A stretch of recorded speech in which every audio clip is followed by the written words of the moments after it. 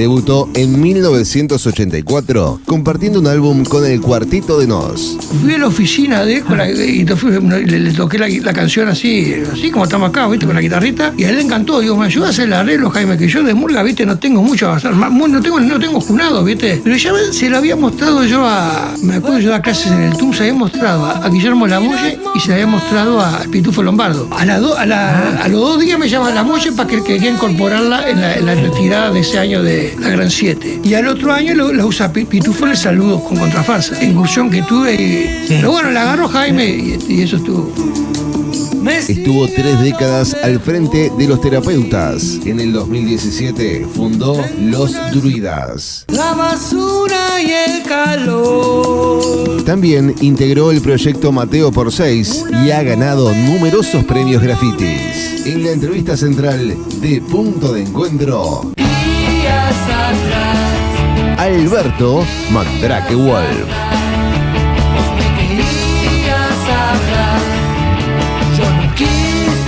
Un placer tener a Mandrake Wolf aquí con nosotros en estudio. Bienvenido. Bienvenido. Bueno, bienvenido. Muchas gracias por recibirme.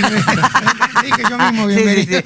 Muchas gracias por recibirme. Un placer estar charlando con ustedes. Y además con la tranquilidad que salió el disco ya. Que ya está circulando el disco. Lo escuchaste anoche. Sí, salió ayer justo lo vi cuando lo puse, el señor Spotify lo puso en las redes. Yo le comentaba, lo venía escuchando ahora viniendo para la radio. Un plan perfecto. Y bueno, la verdad que a mí me emociona mucho sacar un disco nuevo.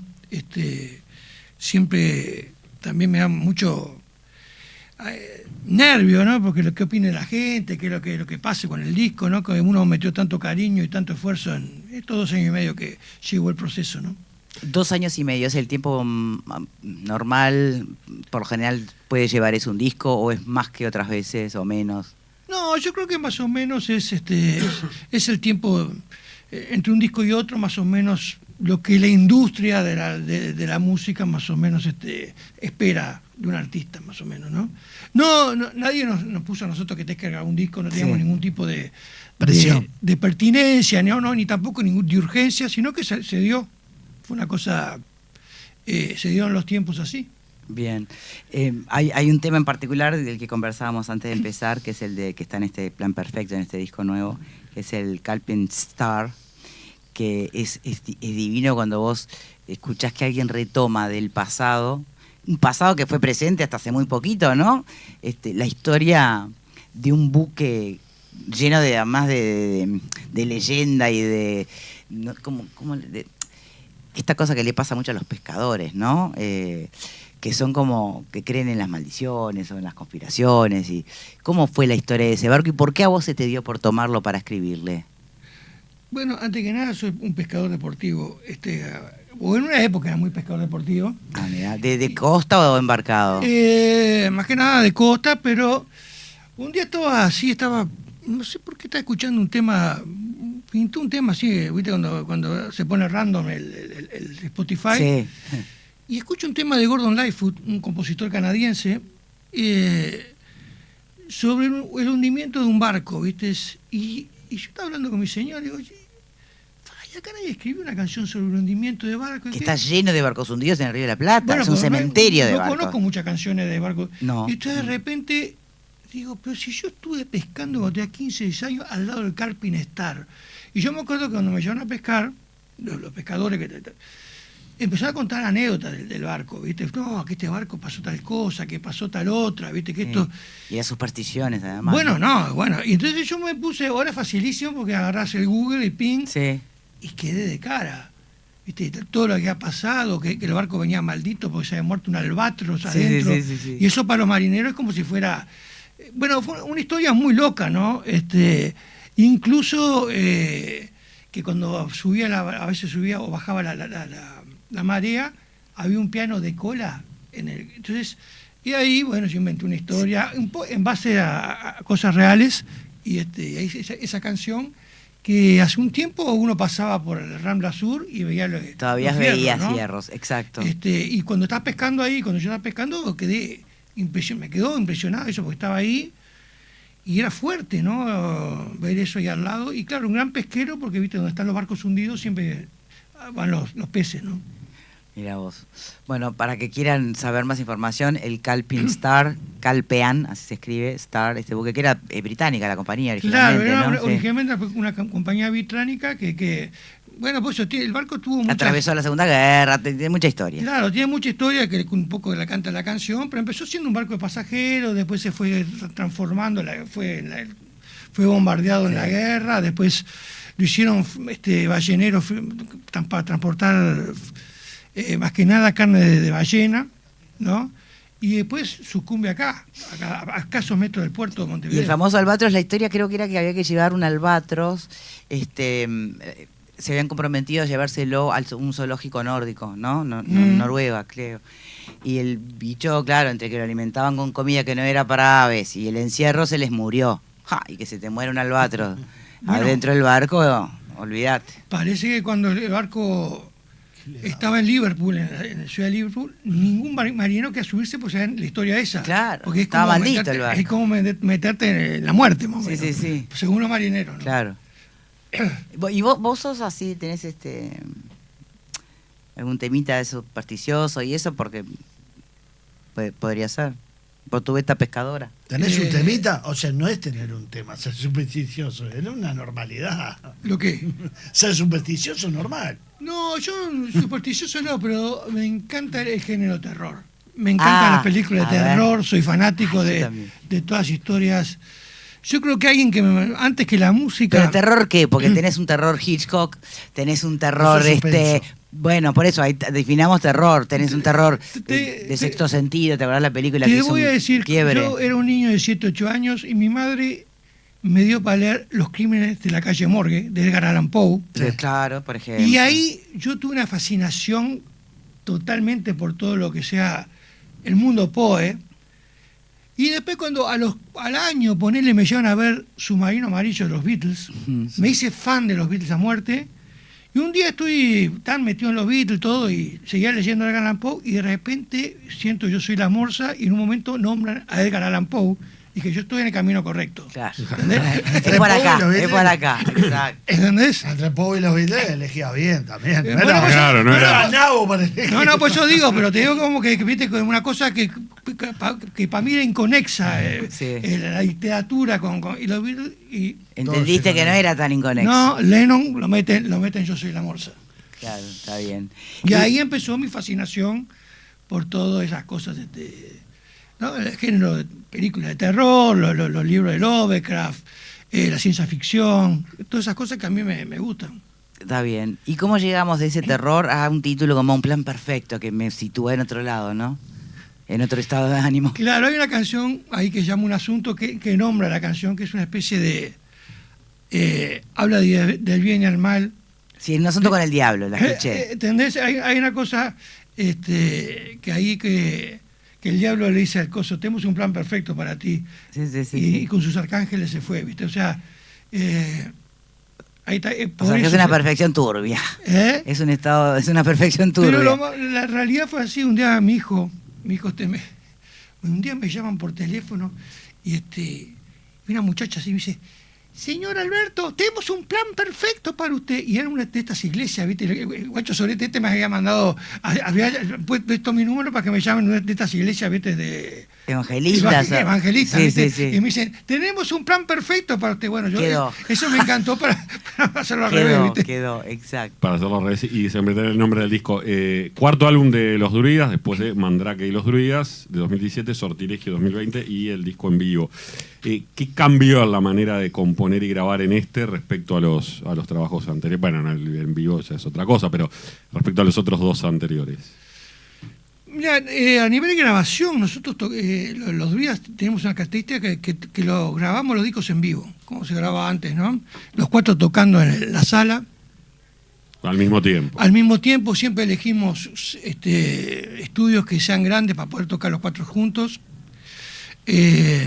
La diferencia con los demás discos de los Druidas es que este es el primer disco que tiene un invitado, que es Walter Neguaedo, que toca en 5 canciones de este disco.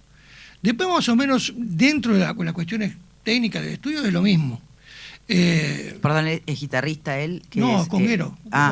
Neguaedo. Neguaedo. Un mundialista, un Ese- seleccionado Es hermoso. de Jaime Ross. El Nego es un músico, una sensibilidad increíble.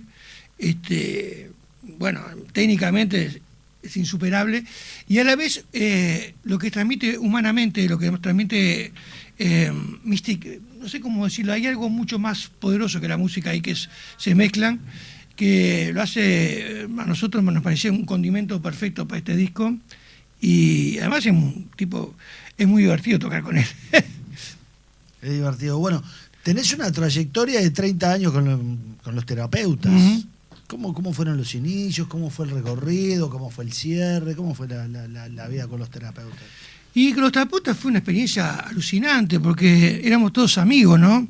Fue una banda de amigos realmente que, bueno, aprendimos todo lo concerniente al negocio de la música.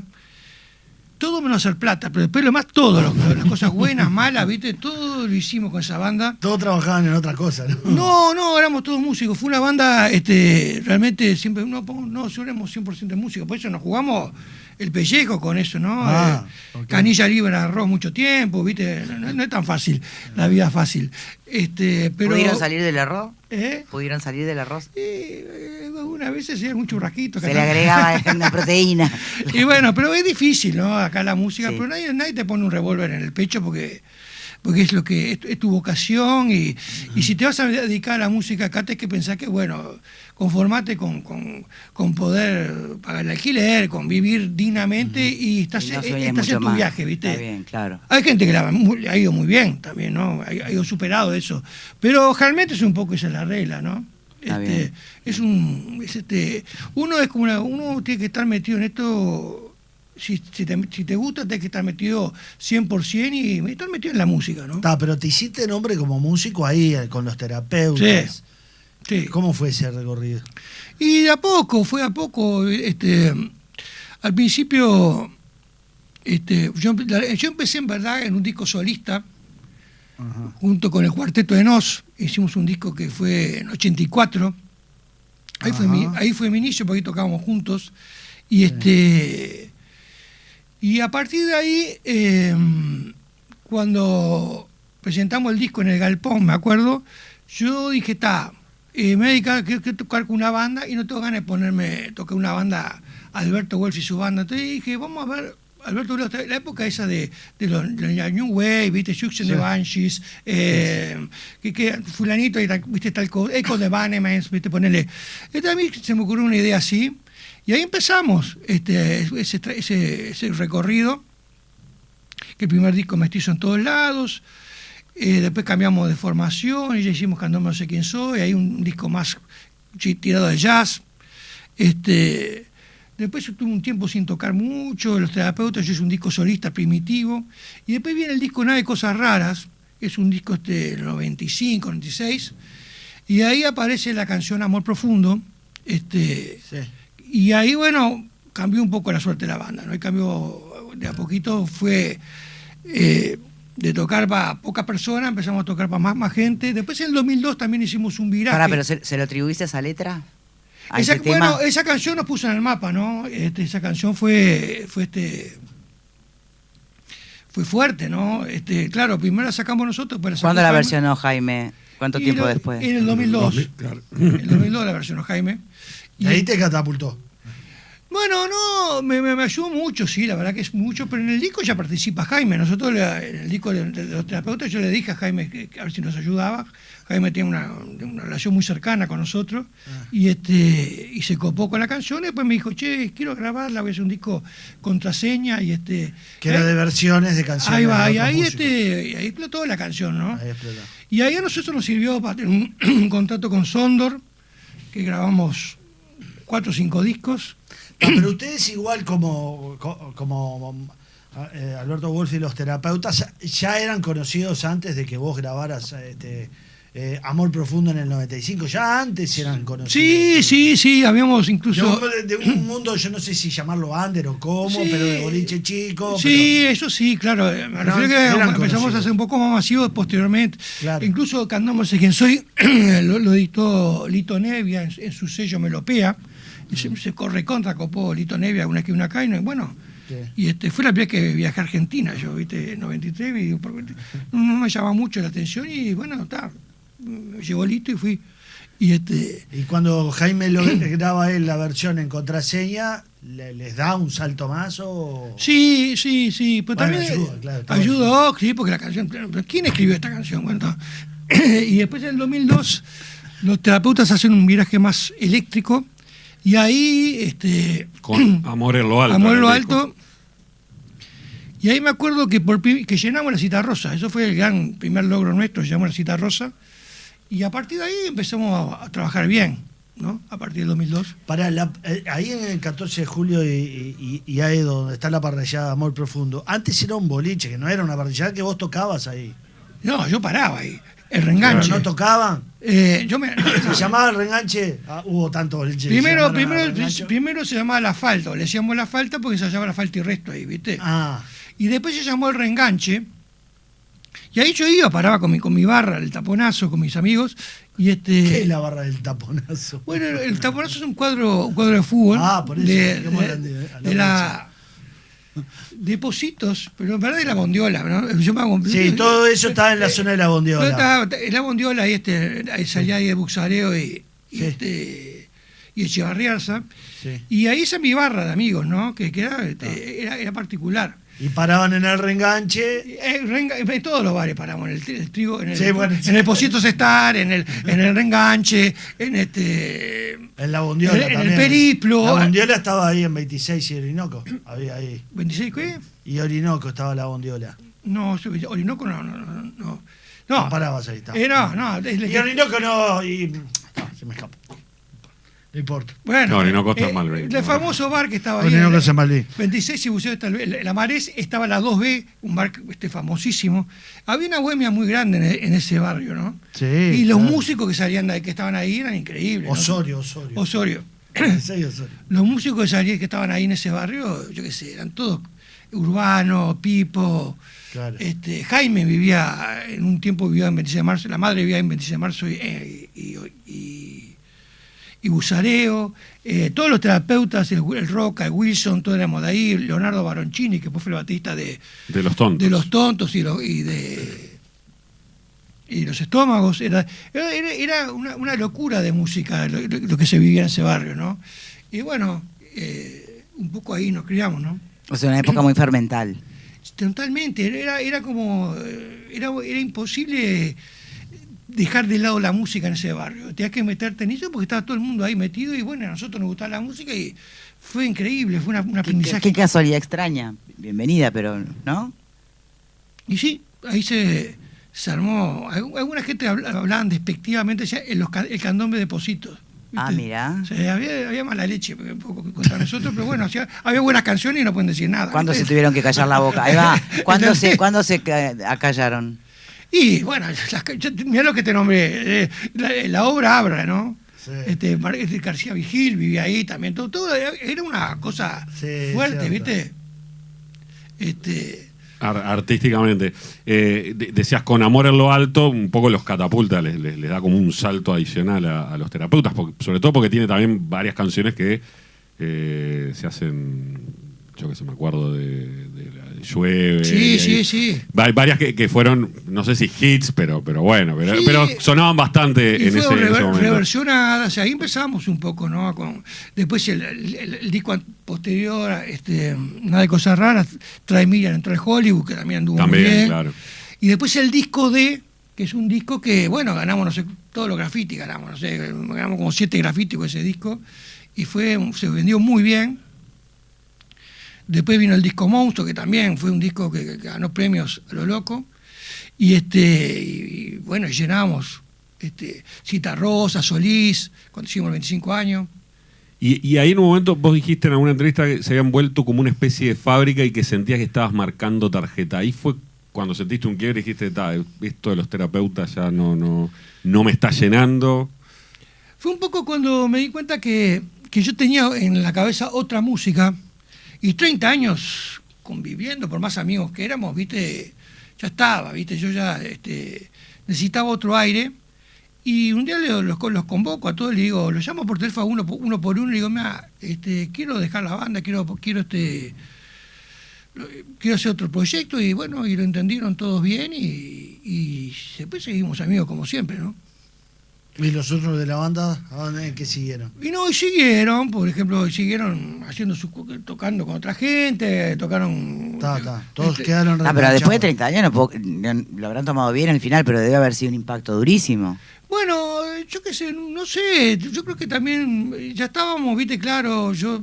No te debe haber sido fácil a vos tomar la decisión. No, a mí no me, Y bueno, me está. costó, pero yo también, viste, ya en un momento la banda era una especie de... Al principio fue cooperativa y después yo tuve que hacer que, bueno, yo era el patrón, digamos, ¿viste? Sí. Entonces ya era una cuestión que yo no era cooperativa, yo le pagaba, callé a cada uno, ¿viste? Entonces ya no era una banda, digamos, tan Tan banda. ¿No te banda. gustaba ese rol? ¿Eh? ¿No te gustaba ese rol?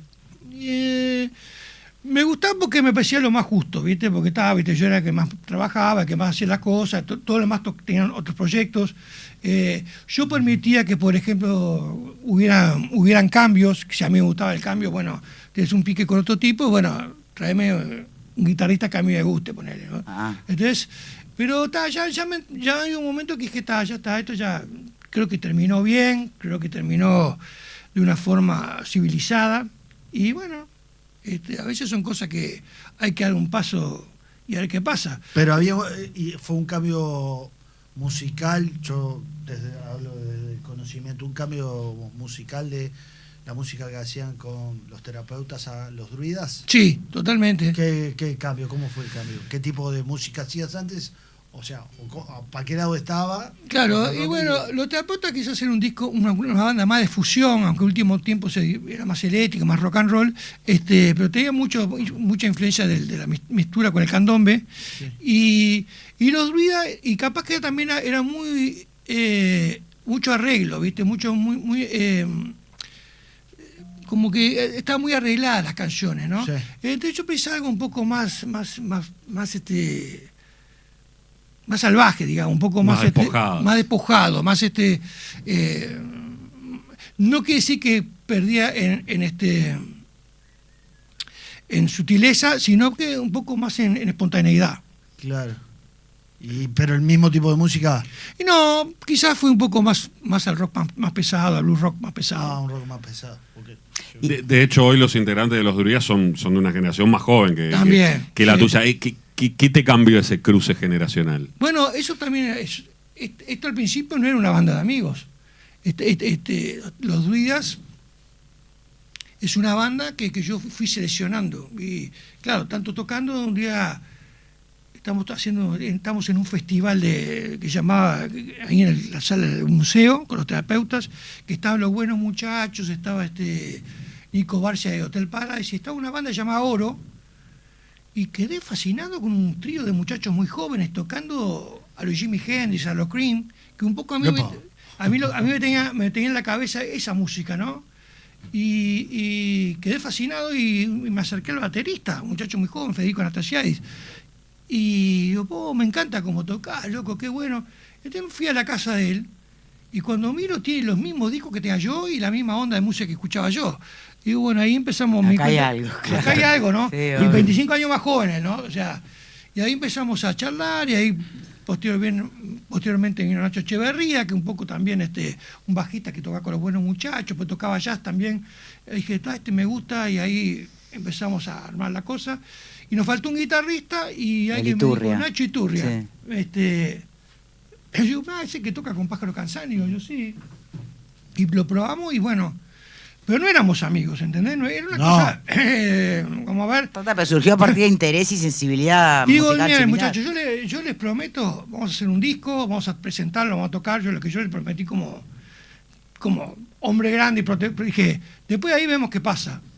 Y bueno, ya pasaron 10 años, ¿no? Y 4 discos. Y se van 4 discos, claro. Y este disco tiene, contanos vos las claves, porque uno lo escucha y tiene como realmente estados muy distintos, ¿no? Desde algo más eléctrico, con la cáscara de banana, por ejemplo, ¿no?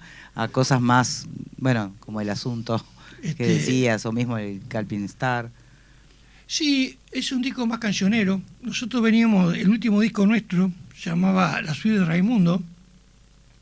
era un disco que tenía una obra, que era una suite, que tenía 7 partes, 7 movimientos y una coda. Entonces ya era un disco conceptual totalmente, ¿no?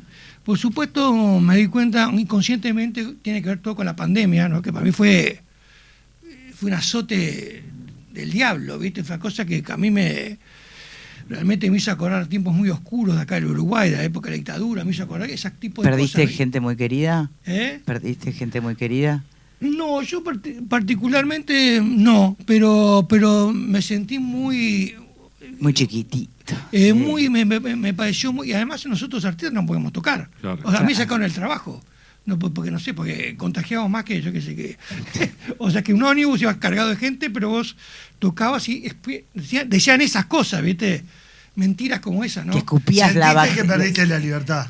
Ahí está. Yo sentí que nos estaban profanando.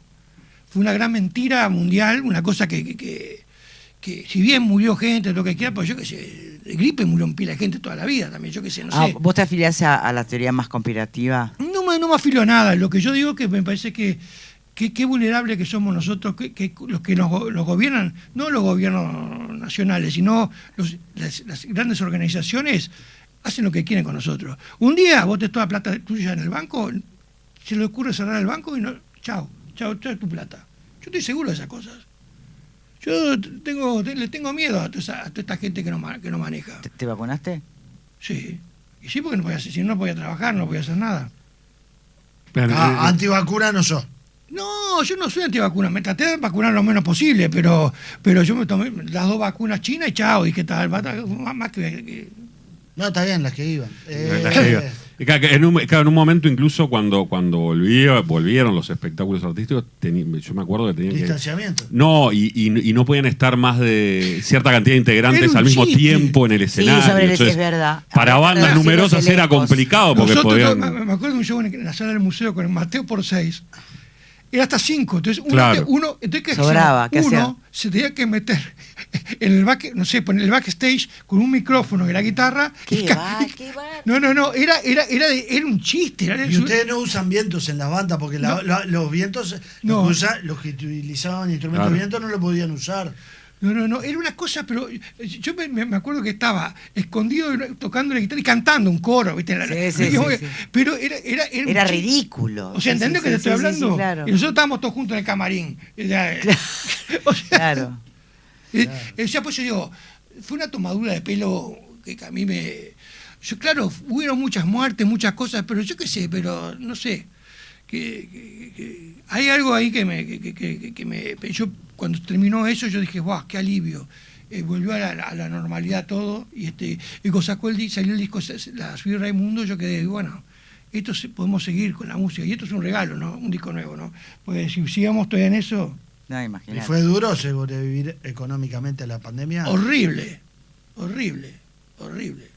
mí lo único bueno que me pasó en la pandemia a mí fue que yo soy alcohólico y soy adicto, y ahí, como no tenía show, no tenía cosas, pude pedir ayuda y no tenía que actuar ni nada, porque yo tomaba antes de tocar, y ahí pude, mal que bien, me ayudó eso, que al no tener shows, aflojar la cosa, ¿no? Y eso es la verdad que lo único que le agradezco, ¿no? Que le toca agradecer bastante, porque es una cosa que a mí me da cuenta que me estaba perturbando, ¿no?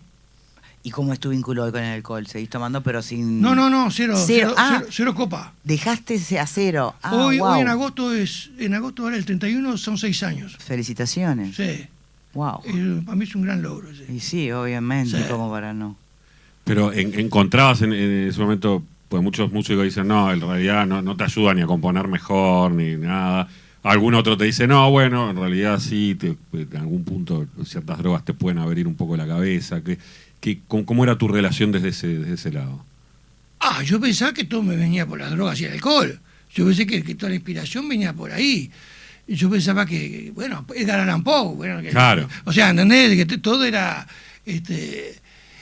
Y como buen adicto alcohólico me mentía totalmente. Este es el segundo disco que grabo sin ningún tipo de todas las canciones escritas totalmente sobrio. O sea que era toda una mentira que tenía. Y las canciones estas que grabo me gustan tanto como las que hice totalmente detonado, ¿no? Entonces, yo tampoco soy antidroga ni andar.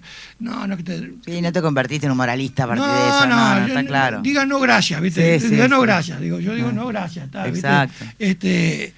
Pero a mí fue un momento que por lo menos, como dicen, las crisis aproveché para hacer un cambio, ¿no?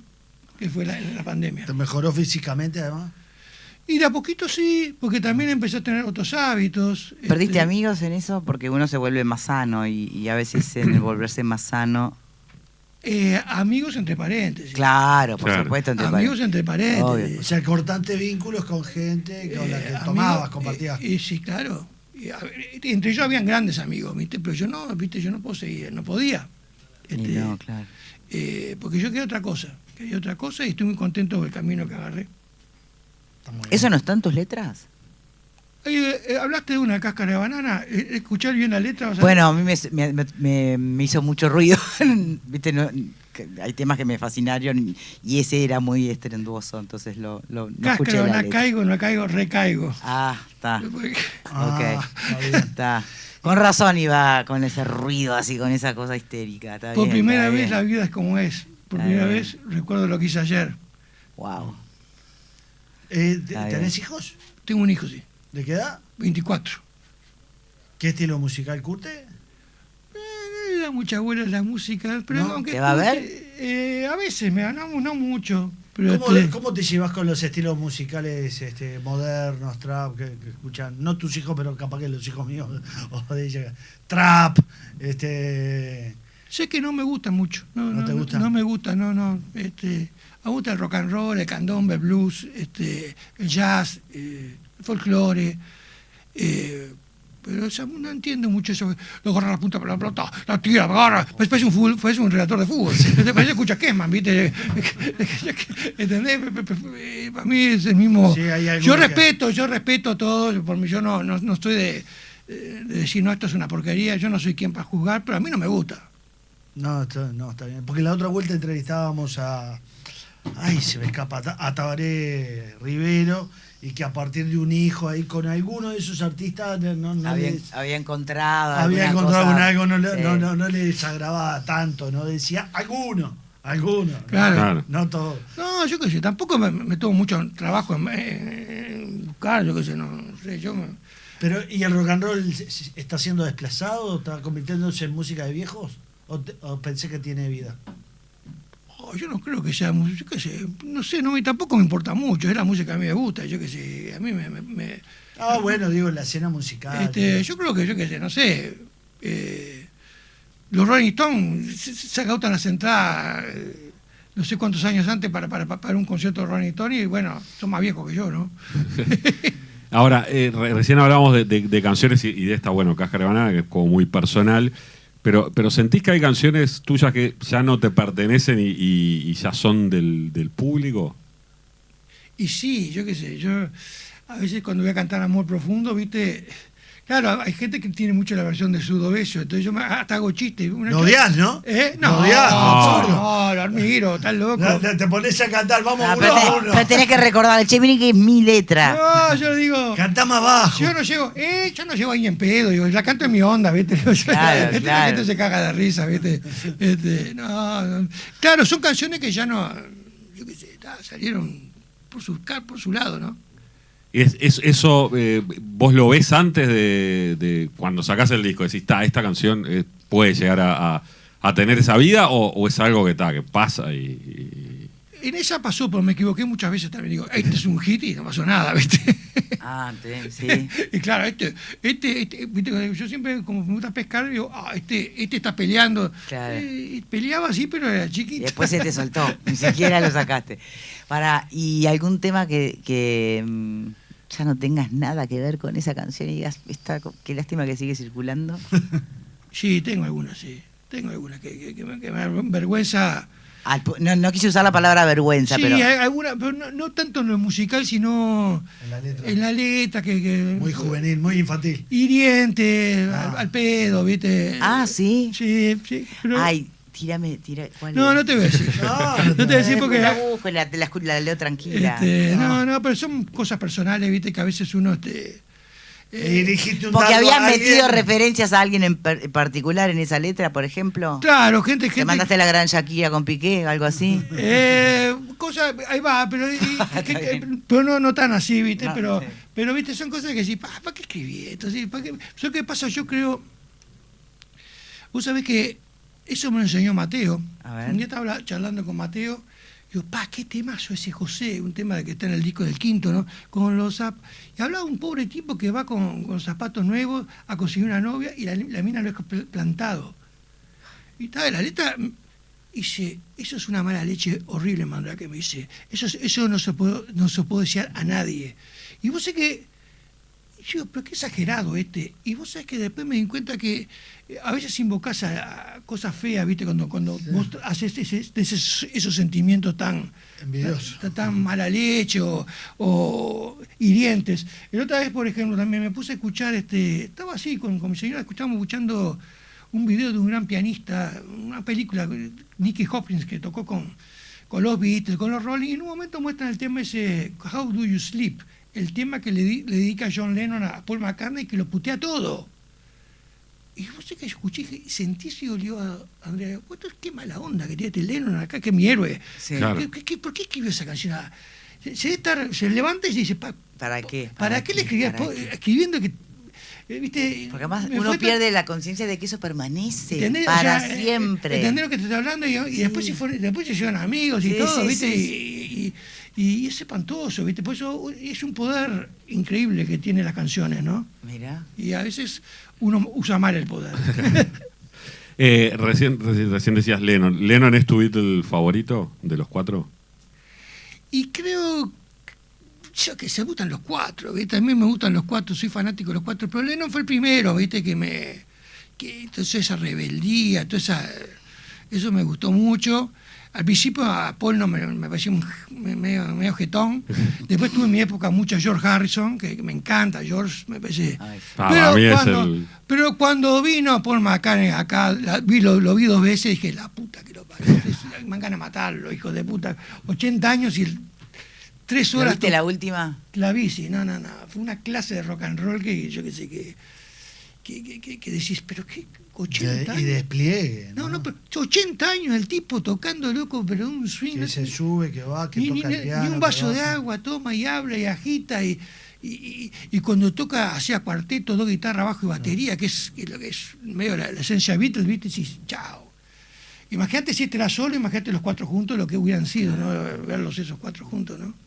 Y Mateo, ¿considerás que es un músico que está subvalorado en Uruguay? Digo, la otra vuelta, me acuerdo una vez se hizo una especie de encuesta entre músicos y bueno, gente del ambiente del espectáculo, y su disco era como el mejor de toda la historia, pero muchas veces no tiene ese reconocimiento, o en su propia vida no le había llegado ese reconocimiento. ¿Qué es Mateo?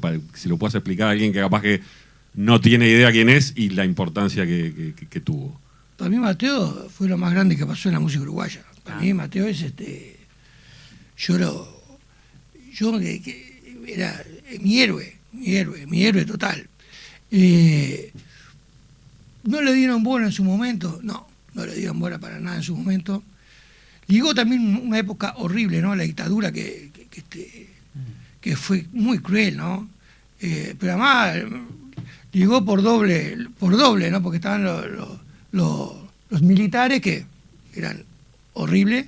Y después había gente que lo despreciaba a Mateo porque decía, por ejemplo, los cantos populares nunca lo llamaban, porque decía que no era un tipo comprometido. Y lo radiaron, no nos dejaban laburar. Y ahora mucha gente de esa se llena ahora la boca, no, qué grande Mateo. Yo vi gente que estaban en el poder que no. Y bueno, pero él sí, pero ¿sabes lo qué? Mateo. ¿Por qué? Por no estar comprometido políticamente. Claro. Por la Corría izquierda. por derecho o por izquierda, por los dos lados lo corría. Por ejemplo, pero Mateo siempre fue de izquierda, Mateo siempre fue un tipo, pero Pero la capaz que no era militante, no claro, estaba la así. música de él no tiene, es súper humana, Claro. la música súper no tiene nada que ver con la dictadura, nada que- Sí. la persona más libre del mundo. Pero sé lo que Mateo nunca lo sentí quejarse ni nada, no. Un día me acuerdo que le hice una crítica espantosa y me dice, che, ¿qué le habré hecho yo a ese muchacho que se enoja conmigo? Sin ningún tipo de maldad, ¿viste? Ni de... No lo tomó, ¿viste? Qué mirá. Un tipo de una Y era muy bohemio, era. Él era un tipo de esos... Era salvaje, Mateo. Era muy salvaje, Mateo. Pero a la vez, salvaje, pero a la vez, te voy a tocar con él. Era muy meticuloso, muy puntual, muy en serio cuando a la hora de ensayar, a la hora de tocar. Era todo también para que fluyera, o sea, todo eso que él parecía que era un loco, él cuando tocaba música, todo muy en serio, es verdad, también para que todo fluyera de una forma buena, ¿viste? Que la música, que nos interconectarse, estamos los cuatro, que los cuatro estemos tocando una música los cuatro juntos, no que haya un virtuosismo, no que haya sino una cosa como que vaya... Que todo el mundo se acoplara. Un coloque verdadero, ¿viste? Ahora, ¿viste el documental Hit? No lo vi. No lo vi. Porque ahí lo retratan bastante a través de Buscaglia y de varios personajes. ¿Bien o más o menos? Bueno, No la lo retratan bien, chicos. Sí. Buscaglia le había vivido con él. Contaba, así que su adicción también era droga.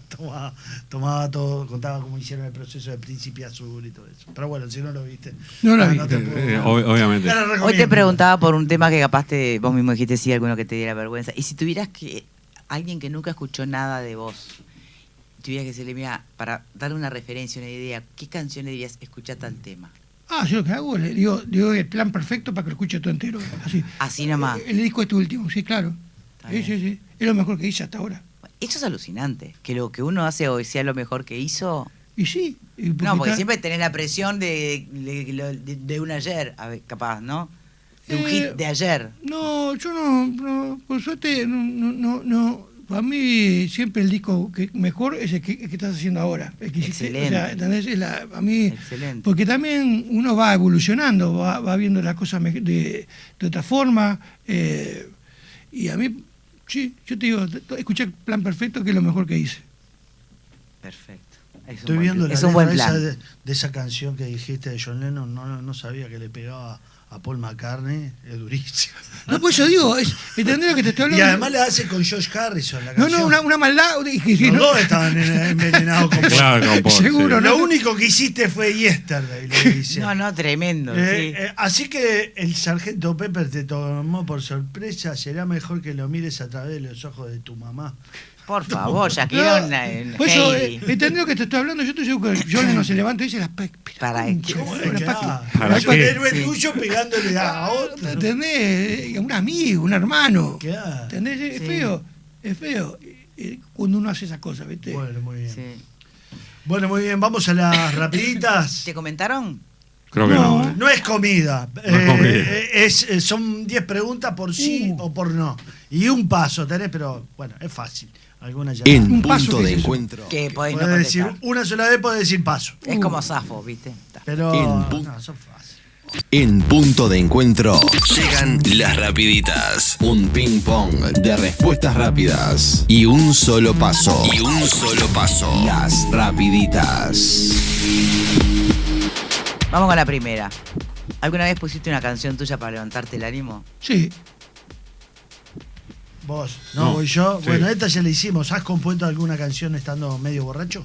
Sí. ¿Te sentís mejor pescador de camarón que músico? No, músico sí mejor. ¿Tenés un músico de referencia que te da un poco de envidia? India. A ver. Varios, sí. Tengo... Está bien, está bien. ¿Alguna vez una ex inspiró una canción y después te arrepentiste? No, me acuerdo. ¿Tenés una canción que preferís no escuchar nunca más?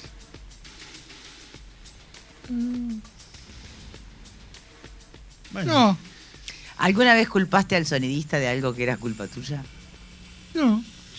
¿has hecho un chiste en el escenario que nadie entendió? Sí. ¿Has escuchado una canción tuya en el supermercado y te hiciste el distraído? No, me puse contento. ¿Y alguna vez les mentiste a alguien sobre tus gustos musicales para caerle bien? No. ¿No? Está bien. Ay, qué chiste fue que no entendió. No quiero contar. Claro, ¿no? Qué repegado. No, pero podrías haberlo. Capaz que no, pero capaz que lo puliste un poquito más con el tiempo. Un chiste de viejo bobo. Estuvo bien el público en no reírse. En no entenderlo. Bueno, un placer haberte tenido con nosotros. Alberto Sí, la verdad- Mandrake Wolf, muchas gracias por La esta verdad que nota. pasé muy lindo. Muchas gracias por No, por recibirme. favor. Y bueno, vamos arriba. Están pasando los días y ya no sé qué pensar. Todo se ha vuelto extraño, todo parece irreal. Se alertan mis sentidos, me da miedo soñar. Pesadillas reales, quiero cambiar de lugar.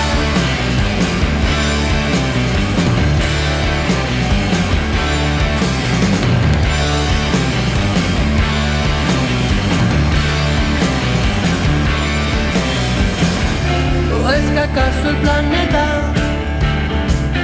se ha vuelto hostil?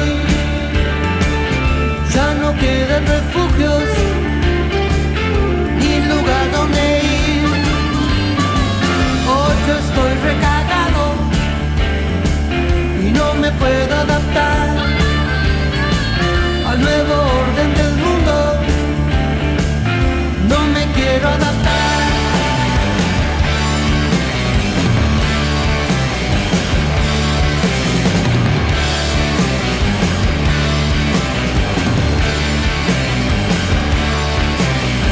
Voy por un camino solitario y llevo música en el corazón. Voy con mi inocencia hacia cosas bellas que despierten mi emoción.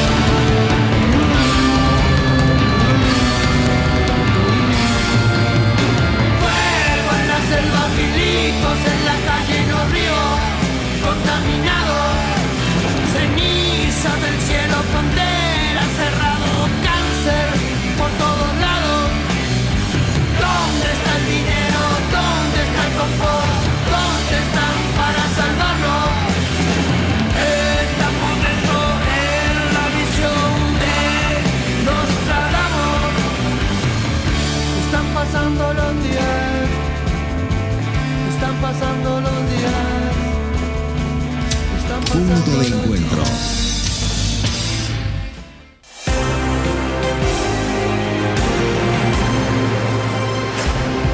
Flash informativo. Lo que tenés que saber a esta hora. Con Andrés Rega. 11 de la mañana en punto, en la capital del país, cielo nuboso, 13 grados la temperatura actual, 14. La máxima prevista por el INUMED para la tarde-noche con cielo nuboso y cubierto. El juez de crimen organizado Alejandro Astellante condenó al titular de Valentino, Alegre Sazón Chevy, por los delitos de estafa y falsificación de marcas a la pena de 12 meses de prisión en una audiencia que se celebró este jueves, informaron al observador fuentes del caso. La fiscal Sandra Fleitas, titular de delitos económicos, llegó a un acuerdo con el imputado para terminar este caso por proceso abreviado y evitar ir a juicio. Para ello, Sazón tenía que admitir los hechos por los cuales la fiscalía lo acusaba.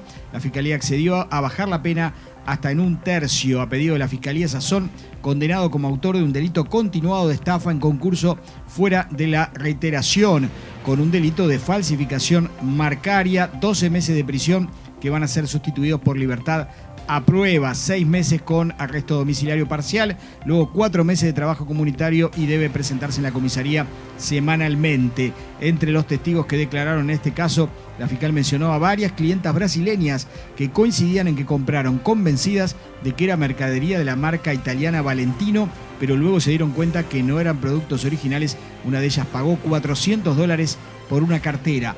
En el panorama internacional, el secretario del Tesoro de los Estados Unidos, Scott Bessent, advirtió sobre un aislamiento económico sin precedentes contra Irán y anticipó nuevas sanciones que se anunciarán la próxima semana. En diálogo con la cadena de televisión Newsmax, el funcionario señaló que la presión internacional se va a intensificar si Irán continúa con el bloqueo al estrecho de Hormuz. Señaló que la estrategia va a ser una combinación de aislamiento económico como nunca antes se ha visto en el mundo.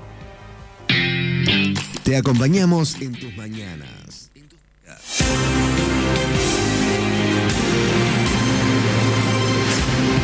Flash.